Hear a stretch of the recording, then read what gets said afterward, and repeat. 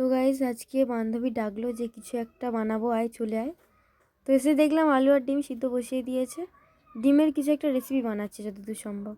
নামটা আমিও জানি না, শেষে তোমাদের কাছে মেনশন করবো নামটা। তো এইদিকে ডিম আর আলুটা সেদ্ধ হয়ে গিয়েছে প্রায়। তারপরে এই যে আলু আর ডিমটা সিদ্ধ হয়ে এসছে, এটাকে নামিয়ে নিতে হবে। নামিয়ে তারপর ডিমের খোলাটা ছাড়িয়ে নিতে হবে। আলুর কিছু কিছু খোলা বাকি আছে, ওগুলোও ছাড়িয়ে নিতে হবে ভালো করে পরিষ্কার করে।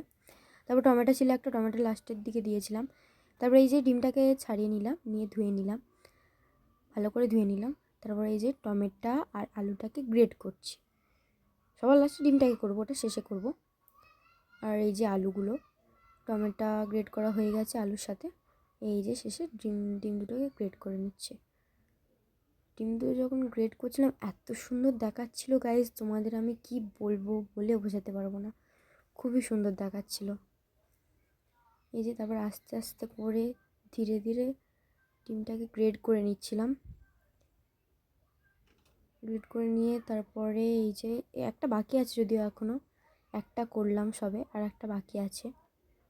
তো এই যে একটা একদম শেষের দিকে আর একটা ডিম গ্রেট করে নেবো তাড়াতাড়ি করে।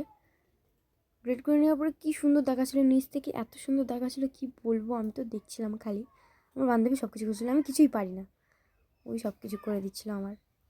এই যে পরিষ্কার করে এগুলো করে নিচ্ছিল। নেওয়ার পরে এই যে শেষের এই ডিমটাকে গ্রেট করে নিচ্ছে।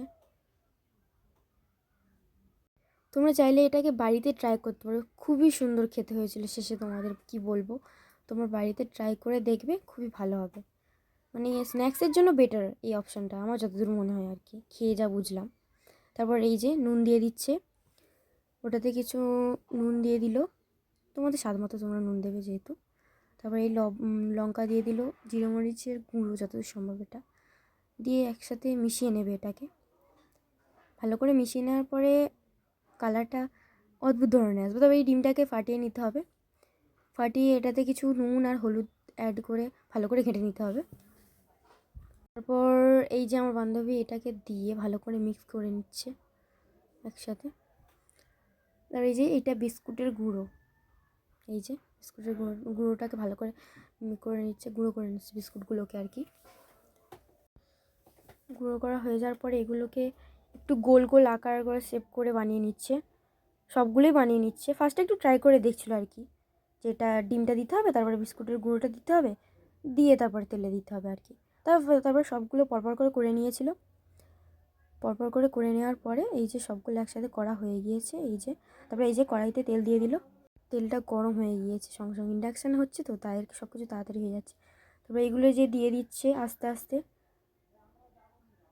আস্তে আস্তে দিয়ে দিচ্ছে, তেল প্রচুর ঠিক রাখছিল আর কি।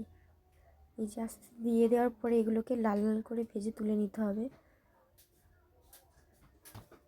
অনেকগুলোই দিয়ে ফেলেছিল।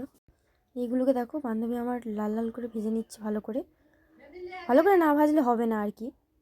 তারপর এই যে সব কিছু, এই যে সবগুলোকে লাল লাল করে ভেজে নেওয়ার পরে তুলে নিয়েছিলাম, নিয়ে একটা প্লেটে চারটে ভালো করে স্মাইল আকার করে সস দিয়ে সাজিয়ে নিয়েছি। সত্যি খুবই ক্রিস্পি হয়েছিল, খেতে এত ভালো হয়েছিল, তোমরা চাইলে ট্রাই করতে পারো।